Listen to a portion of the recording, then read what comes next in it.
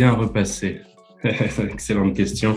Oui, défaut professionnel, c'est vrai que je mets mes chemises au pressing. Du coup, en général, elles sont plutôt pas mal repassées. À l'époque de l'école, trublion ou plutôt premier de la classe? Bon, alors là, il n'y a pas de débat là-dessus. On dira plutôt dernier rang trublion, hein. Je n'ai jamais été dans la première partie de la classe.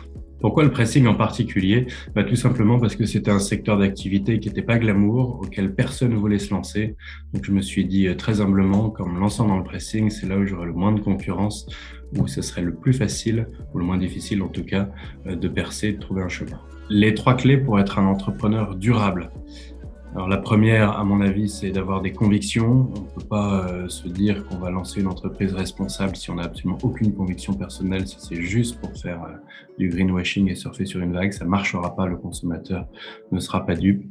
La deuxième clé, c'est que durabilité doit aussi, malheureusement pour une entreprise, toujours correspondre avec rentabilité. Et la troisième des choses, c'est se remettre en question de façon absolument perpétuelle, parce que le durable d'aujourd'hui ne sera pas forcément le durable de demain. Il faut toujours essayer de s'améliorer.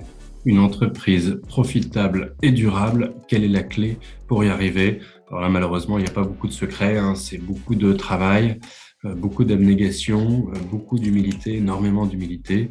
Et surtout, ce qui est le plus important, c'est déjà avoir un business qui soit solide, c'est-à-dire où les clients sont identifiés, et deux, s'entourer de personnes qui sont meilleures que soi dans chacun des domaines et faire venir des talents pour que ça fonctionne bien. Tu as participé à l'émission Patron Incognito, tu as été ému par Victoria, tu l'as augmenté.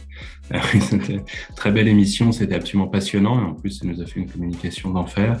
J'ai effectivement dans cette émission rencontré Victoria qui était une collaboratrice d'un pressing qui est situé en Haute-Savoie. Alors est-ce que je l'ai augmenté? C'est pas une de nos collaboratrices à nous, c'est une collaboratrice d'un partenaire franchisé, donc c'est pas moi entre guillemets son patron. Et ensuite derrière elle a décidé, figurez-vous, de changer d'activité 6 mois après le tournage.